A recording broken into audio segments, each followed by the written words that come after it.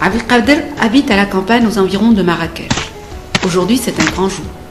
Il se rend chez l'Arbi pour lui demander la main de sa fille Khadija. Bonjour Stilhaj, comment allez-vous? Ah, c'est Abdelkader. Bonjour, entre. Je viens demander la main de votre fille Khadija. Ah, soyez bienvenu, mon fils. Si on arrive à s'entendre, vous épouserez ma fille. Je travaille avec mon père que vous connaissez bien. Je viens de terminer ma maison. Je vous propose une dot de 6000 dirhams. C'est parfait. Vous avez toute ma bénédiction. Nous fixerons la date lorsque les papiers seront en règle. Nous sommes donc d'accord.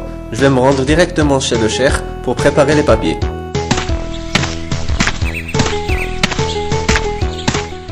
Salam alaikum cheikh. Je veux me marier, mais j'ai besoin d'un certificat de célibat et un certificat de résidence. Toutes mes félicitations, mon fils. Merci. Je dois cependant t'informer de choses importantes relatives au nouveau code de la famille. Ah bon? Je vous écoute. La fille peut contracter elle-même son mariage.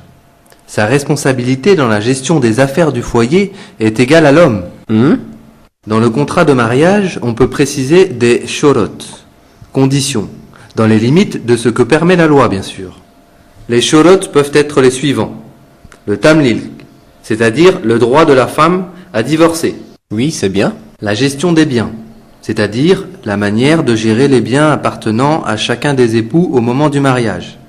Par ailleurs, la répartition des biens acquis pendant le mariage peut être définie par la rédaction d'un contrat en dehors du contrat de mariage. Ah, c'est bien. La stipulation du refus de la polygamie sur le contrat.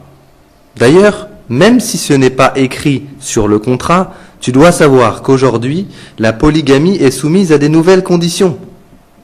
Elle est interdite si l'homme ne peut pas assurer les besoins matériels d'une seconde femme.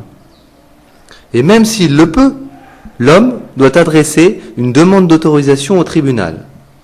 Et si le juge autorise la polygamie, il prend cependant des mesures pour garantir la protection de la première épouse et de ses enfants. C'est très bien. Et dis-moi, mon fils, qui veux-tu épouser?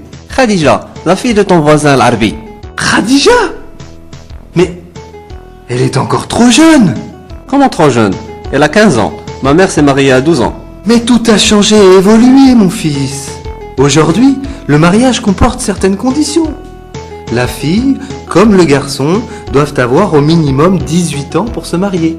Quoi? Comment? Mais j'ai donc perdu ma dot! Oh malheur! Quel malheur! J'ai perdu mon argent! Mon argent! Oh malheur! Quel malheur! J'ai perdu mon argent! Mon argent!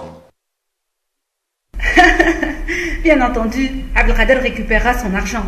Mais aujourd'hui, il faut d'abord connaître les nouvelles dispositions du code de la famille concernant le mariage avant d'entamer toute procédure.